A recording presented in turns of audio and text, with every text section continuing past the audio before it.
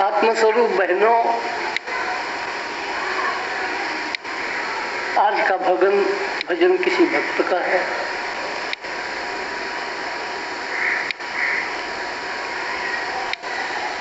जब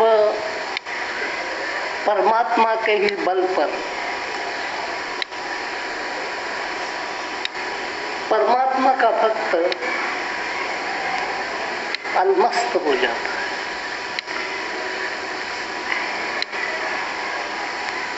जैसे गौ का दूध पी पी करके गौ का बछड़ा अलमस्त हो जाता है।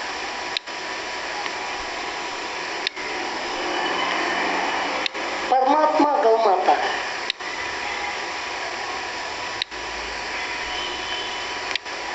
और उसके हृदय से भक्ति का स्रोत होता है।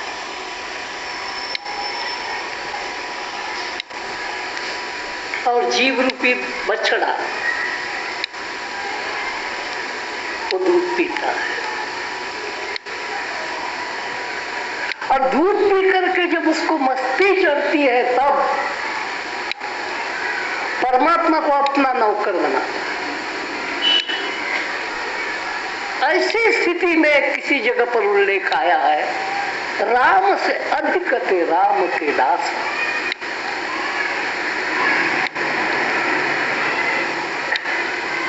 राम से राम के दास इतने बलवान कैसे बन गए? कोई पूछे उन भक्तों को कि तुम राम से ज्यादा बलवान हो गए, ऐसी बातें करते हो इतनी ऊंची ऊंची, और संसार की कोई परवाह नहीं करते हो। सबसे डरावनी माया, उसको भी तुम डराते हो। ये मस्ती तुमको कहां से आ गई? क्या खाया तुमने? कौन सा टॉनिक लिया जो तुम ऐसी बातें करते हो, बलशाली बातें करते हो? भगवान का भक्त कहता है, भगवान का ही दूध पी करके मैं मस्त बना।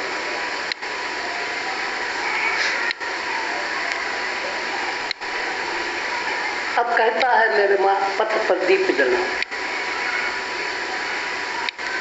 हुक्म चला रहा। कब हुक्म चलाता है? पहले उसके हुक्म में चलता है। हुक्म में चलते चलते चलते चलते इतना बलवान हो जाता है कि वो भगवान पर भी हुक्म चलाता है। बलवान बनना इसका मतलब नहीं कि वो ठिकाने पर पहुंच गया। फिर भी उसको परमात्मा के सहायता की जरूरत रहती है। तभी तो परमात्मा को कहता है कि तुम दीप जलाओ, क्योंकि रास्ता कुछ और ढंग का है। ये संसारिक रास्ता नहीं है। संसारिक रास्ते पर दिए जलाने के मैं नौकर को कहता और वो जला भी देते। संसार के दिखाने के लिए बहुत सी लाइटों का इंतजाम मैं कर देता, बहुत से लट्टू लगवा देता, लेकिन ये रास्ता संसार का नहीं है ना, ये रास्ता और है।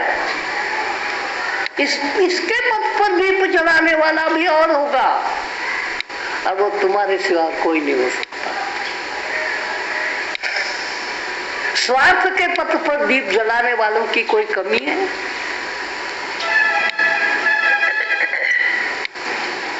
आपने अपनी लड़के की लड़की की शादी रखी हो, रुपया आपके थैली में खूब है, अब फटाफट बिजली वालों को और इसको वालों को ऑर्डर दे दोगे, और वो लाइटें जगमगा के सारा पंडाल लाइटों से बिजली से जगमगा उठेगा। तो संसार के लाइट जलाने वाले बहुत है, प्रकाश देने वाले बहुत है, लेकिन एक और युग है, एक और लोक है। उस लोक पर पता चला इसलिए परमात्मा से ही कहता है पथ तेरा, उस पथ पर इस भक्त में आना है। भक्त भी तेरा, अपना तो कुछ रहा ही नहीं। पथ भी तेरा, जिस पथ पर जिसने चलना है वो भक्त भी तेरा, तो बत्ती भी तेरी चाहिए। अब उस बत्ती को जलाना भी तेरा ही काम है। उस पथ पर दीप जला। ऐसे भक्त मस्त बन जाते हैं परमात्मा से मस्ती पाकर। और सिर्फ मस्त नहीं, अलमस्त बन जाते। और जो अलमस्त भक्त बन जाता है उसको ईश्वर के सिवा और किसी की परवाह नहीं। न संसार के धनी लोगों की परवाह, न सत्ता वालों की परवाह, न किसी वालों की कोई परवाह नहीं, क्योंकि परमात्मा से मस्ती उसने पाई। हमने ऐसी मस्ती पाई जिससे ऐसी हस्ती पाई। हमारी हस्ती ही ऐसी बन गई मस्त, उससे मस्ती पी करके पाकर। अब तुम भगवान, ये जो बड़ा विकट रहा है, बड़ा कठिन मार्ग है, बड़ा भयंकर और अंधेरे वाला मार्ग है, अब इस पर दीप जलाना। मैं तो तैयार खड़ा हूं चलने के लिए। मेरी ओर से जो तैयारी होनी थी मैंने कर ली है। अब आपकी ओर से तैयारी होनी चाहिए। आपके ही बनाए हुए इस अंधकार में मार्ग पर दीप जलाने का आपको ही काम करना होगा। एक सहज प्रसंग याद आया है महाराष्ट्र का। संत ज्ञानेश्वर, संत कुंडलिक, संत तुकाराम।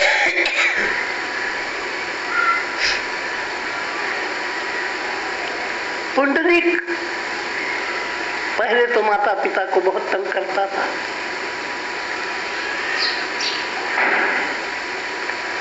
उसके बाद उसको होश आ गई।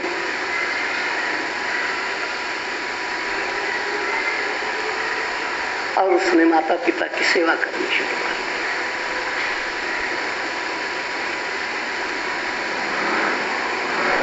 दी। जवानी की बेहोशी उतर गई,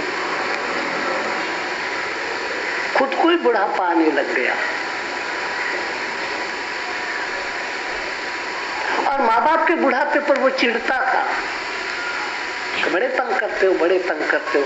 माँ बाप कहते भाई हम नहीं तंग करते, ये बुढ़ापा तंग करता है।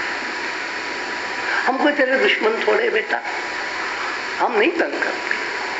लेकिन जब आप मेरे से हमसे जमीन पर से ऊपर उठा नहीं जाता तो तेरे को बुलाते हैं, जरा हाथ दे भाई, मैंने उठना। तू कहता बड़े तंग करते हो। तो अवस्था तंग करती है, हम नहीं तंग करते। तो मगरूर उसको हाथ भी नहीं देता। जिसके पीछे वो पागल था वो स्त्री उसको छोड़ के चली गई, क्योंकि बूढ़ा हो गया, बूढ़ा हो रहा।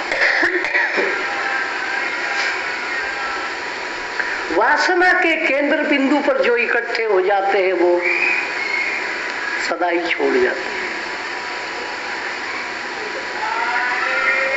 अगर किसी का भी केंद्र बिंदु वासना हो इकट्ठा होने का तो समझ लेना चाहिए वो आपके साथ नहीं टिकेगा।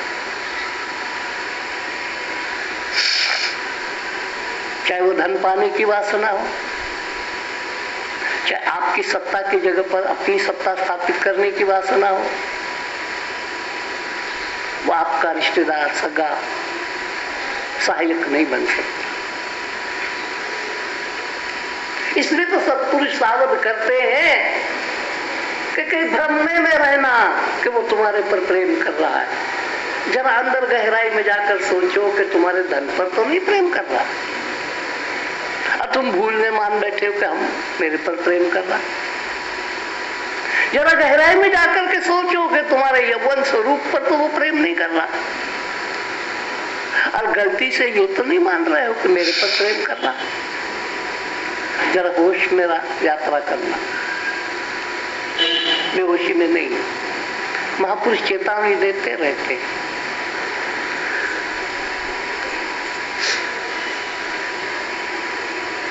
तो फिर वो स्त्री उसको रूपवती छोड़ गई, चली गई। इसको फिर होश आया और माँ बाप की सेवा में मस्त रहा। कथा कहानी रूपक है।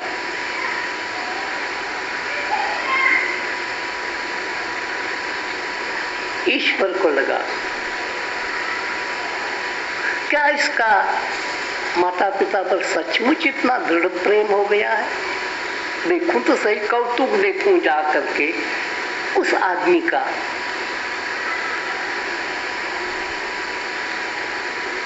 वो पागल तो था ही पहले, जिस रूप के पीछे भागता था, पागल तो था ही।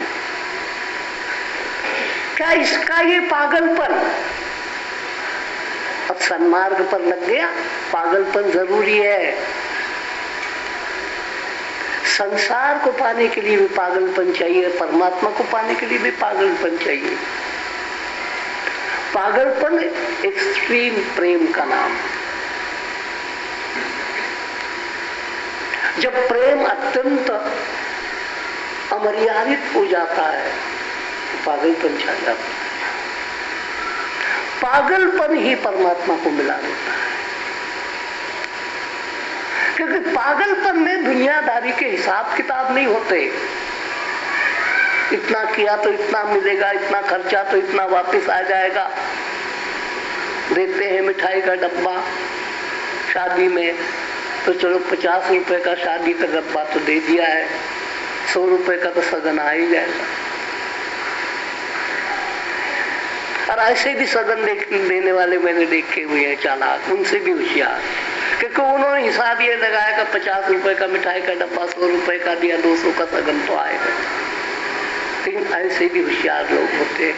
ऊपर नाम वाम कुछ नहीं लिखेंगे, लिफाफे में कुछ अखबार के इश्तेहार डाल देंगे 2-4 और लिफाफा दे देंगे। बैठा हुआ है पल्ला फैन, दूल्हा बैठा हुआ है, दूल्हे की माँ बैठी, दूल्हे का साया बैठा हुआ है, अपना झोला पसार करके बैठा है। नाम ऊपर कोई नहीं, डाल दिया लिफाफा। 3-4 सेल्समैन के इश्तेहार आते हैं। कोई ब्यूटी पार्लर खुल जाता है, उसका इश्तेहार आता है। पैकेट जरा तो बड़ा चाहिए और क्या वो लिफाफा फूला हुआ चाहिए, क्या पता लगता है। और उसको भी क्या पता है कौन देंगे, ऊपर नाम वाम कोई नहीं। सप्रेम भेंट, सप्रेम भेंट में एक आदमी ने अपनी कथा मेरे को सुनाई। सप्रेम भेंट में उसको जल्दी जल्दी में कागज नहीं मिला, तो जिसमें रस्म चौथे का कार्ड थे 2-3 कार्ड वो डाल दिए।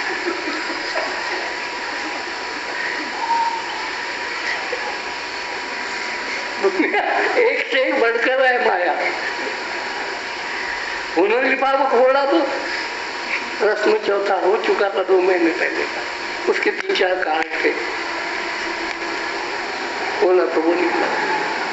किसको कहे, नाम निशान कोई कि तू हमको डब्बा बार बार भेजता है, क्योंकि तेरे को पता है हम वो देते हैं, अब हम भी तेरे को दिखा देंगे। और सचमुच डब्बे तकरीबन उघराई के लिए होते हैं। प्रेम बहुत नकली हो गया है।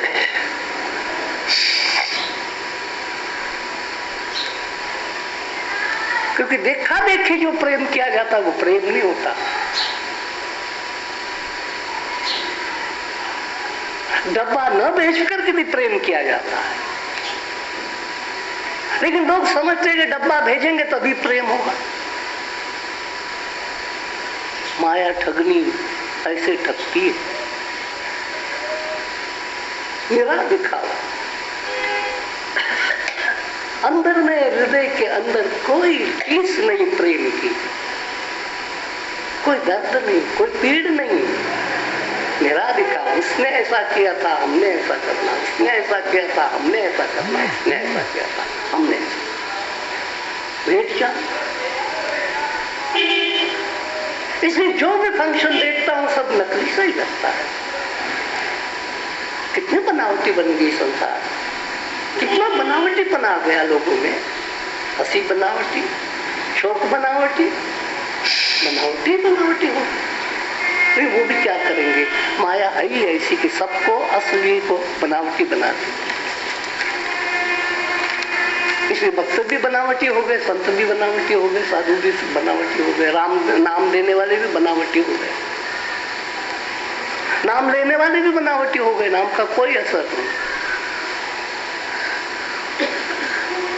सर्वत्र ब्रह्म भी देखते हैं और भाई पर दावा भी कर देते कचेरी में कमरे के लिए।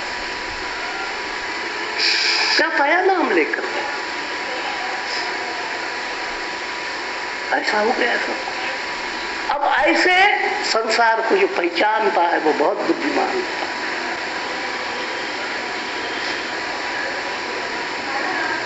अभी मस्ती में माँ बाप को कितना है, पंढरपुर के विट्ठल का जो विट्ठल नाम पड़ा है वो इसी कहानी पर से, कथा पर से पड़ा।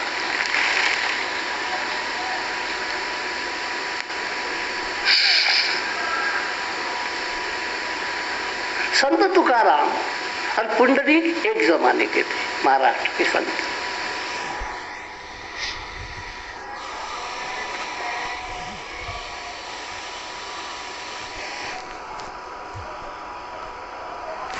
कोई चरवाहा का रूप लेकर के जंगल में यात्रा करवा रहा है।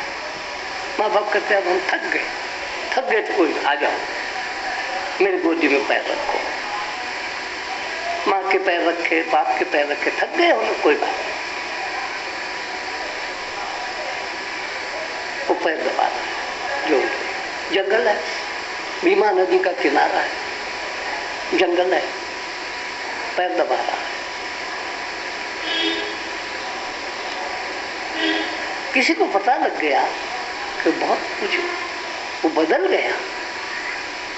जो रोज माँ बापों को जूतियों से मारता था, देखो तो सही, वो माँ बापों के पैर दबा रहा है।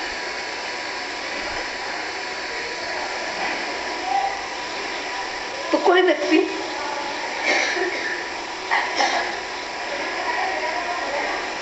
ये कौतुक देखने के लिए आकर के खड़ा हो गया।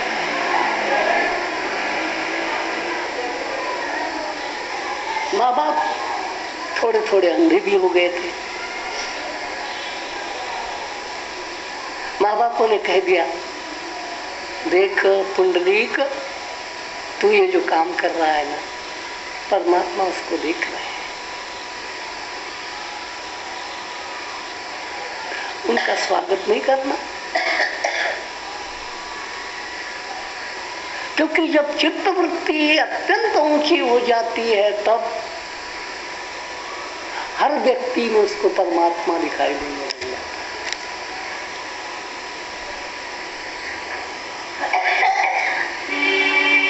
बड़े तपस्या वाले थे ये, बड़े साधना वाले, बड़े ईश्वर के भक्त थे।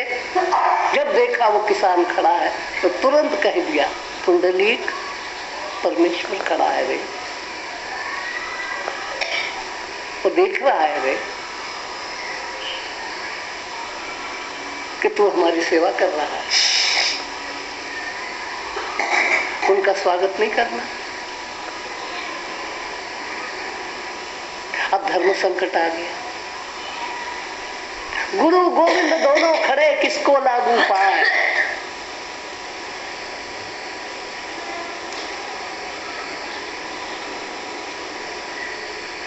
इधर माता पिता की सेवा कर रहा है, इधर ईश्वर खड़ा है। क्या करें?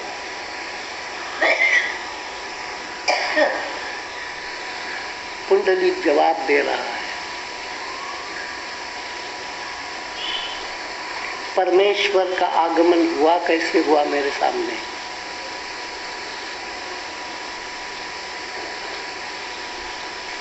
परमेश्वर किस रास्ते से आए यहाँ तक दर्शन देने? माता पिता, जरा सोचो तो सही, किस रास्ते से परमेश्वर यहाँ करके खड़ा हो गया जो आप जिसको परमेश्वर कहते हो? वो आपकी सेवा का रास्ता नहीं होता, मैंने नहीं अपनाया होता, किस रास्ते से आते? इसलिए उनका स्वागत तो करता हूं, लेकिन सेवा नहीं छोड़ सकता। एक हाथ ईंट पड़ी थी वहां, फट से ईंट फेंक दी।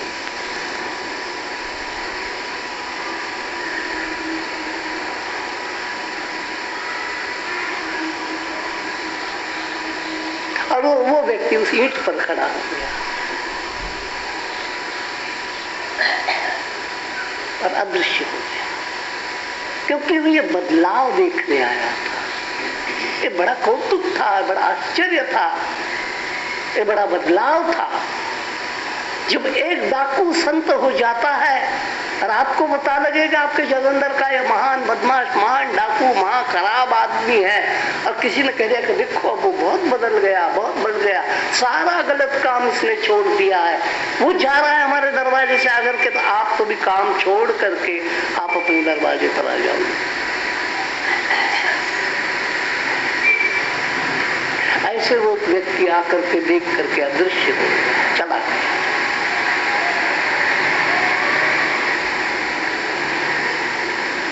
विठ्ठल शब्द बना, वीट यानी ईट, महाराष्ट्र में ईट को वीट कहते हैं। ठल यानी खड़ा हुआ, ठहरा हुआ। जो ईट पर ठहर गया भक्त के कारण, उसको विठ्ठल कहते हैं। तो तुकाराम को पता लग गया, तो तुकाराम उसके पास आए और उनको कह रहे अभंग फिर उन्होंने बनाया। कारे पुंड्या मातलासी उभे केले विठ्ठलासी। अरे पुंडली की इतनी मस्ती तेरे को कहां से रे आ गई कि भगवान को भी तूने खड़ा कर दिया। उसके स्वागत के लिए भी खड़ा होकर के नहीं गया। अरे ईंट फेंक करके कहते यहाँ खड़े रहो, देखो साक्षी भाव से देखो मैं सेवा करता हूं। तो परमात्मा हमारा हर कर्म साक्षी भाव से देखता है, लेकिन हम उस मूर्ति को देख नहीं पाते।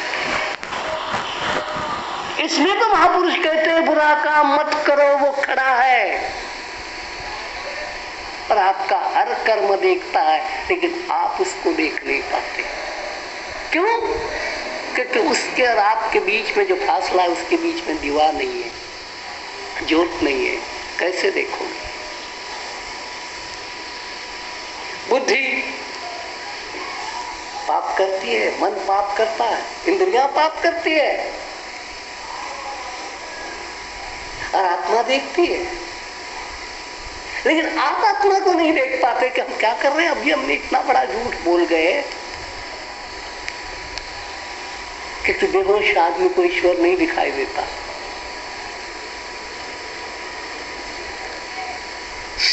बेहोश आदमी जब खुद को ही अच्छी तरह से नहीं देख पाता तो परमेश्वर को कैसे देख पाएगा? इसलिए संसार के आदमी तकरीबन बेहोश अवस्था में होते हैं और हाजरा हुजूर रहने वाले और मेरे नित्य कर्म के साक्षी होने वाले को हम देख नहीं पाते। क्यों? पथ पर दीवा नहीं, और वो आपके पथ पर दीवा जलाए ऐसा काम हमने किया ही नहीं, तो कैसे जलाया? मेरे पथ पर आकर के परमात्मा दीवा जलाए ताकि मैं ठीक रास्ते पर चलूं, ये तो मेरे कर्मों पर निर्भर है। अगर मेरे कर्म उज्जवल है, मेरे कर्म उत्तम है, मेरा जीवन उत्तम है, उसको ही अधिकार प्राप्त हो सकता है कि अब मैं यात्रा पूरी करनी है, उस लोक में मैंने जाना है, इस अंधकार के लोक को छोड़ना है, प्रकाश के लोक में चले जाना है। लेकिन प्रकाश आने तक तो बीच के रास्ते पर अंधेरा है। प्रकाश आता ही अंधेरे के बाद। तो अंधेरा पथ है और पथ पर दीवा जरूर चाहिए, अंधेरे पथ पर। तो वो आदमी फिर हक से कहता है, मैं तुम्हारे स्थान पे आना चाहता हूं, तुम्हारे घर आना चाहता हूं, रास्ते पर हूं, मेरा जलाया हुआ दीप उजाला नहीं देगा, कि मेरे सारे दिए बनावटी है, नकली है, क्योंकि वो ज्ञान का दीप तो है ही नहीं। वो थोड़ा आंखों को नजारा दिखा देगा, लाइटें बहुत लगी है, क्या सजा था शादी का शामियाना, कमाल थी, लाइटें लाइटें लाइटें लाइटें, इतना ही हम कहेंगे और क्या कहेंगे। लेकिन वो ईश्वर की तरफ जाने के लिए वो लाइट किसी काम की नहीं। इसे तेरे घर जब मैंने आना है, अब तेरे घर का नजारा देखना है, तेरे नगरी का नजारा देखना है, तेरे ऐश्वर्य का नजारा देखना है। माया के ऐश्वर्य का तमाशा सब देख लिया, अब तेरा ऐश्वर्य मैंने देखना है। तो दीप कौन जलाए? श्रीपथ पर दीप जला हुआ